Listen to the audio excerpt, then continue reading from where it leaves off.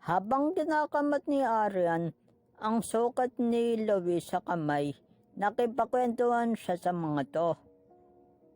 At ang kansya pa nga ni Ken kay Arian, mabait naman pala si Miss Tamang Likaw eh. Haha.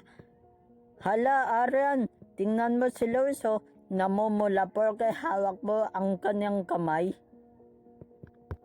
Sira ka talaga. Apat mo nga yung isang inkan na yan. Well, Arian, umiinom ka ba? Aputan mo nga sa Arian ng isa.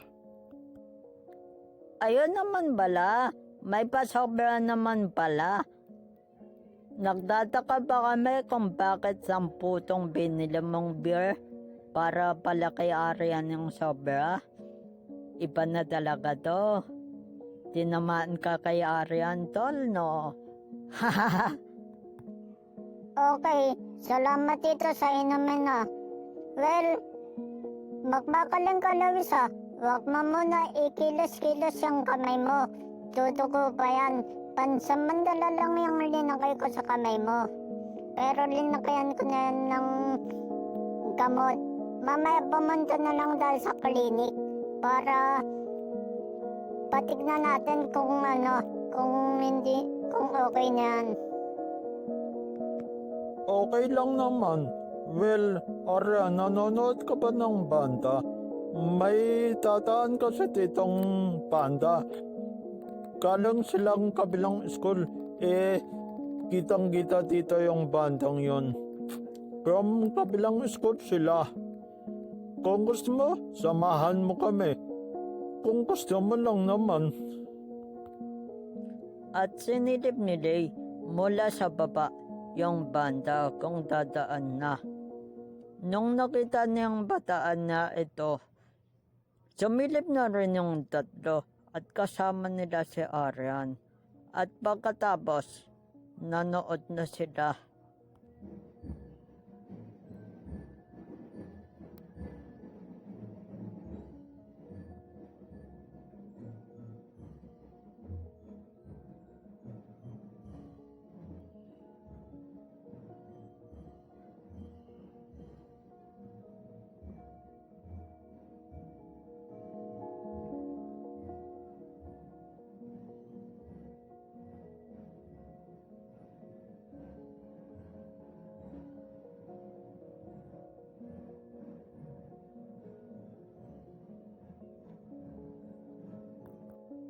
At pagkatapos nila manood ng banda, natapos na rin sila uminom at pumaba na sila. Magliligpit pa dapat si Arian ng pinag-inuman nila, kaya lang... Hoy, maglinis muna tayo. Bago tayo bumaba. Arian naman, kilala mo naman kami. Papayaan na natin yan.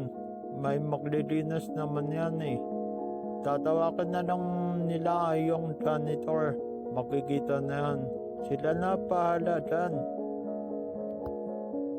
Sabay-sabay na silang lumabas ng eskwelahan kasi uwian na. Kaya lang nakita ni Arian na sira-sira na ang motor niya.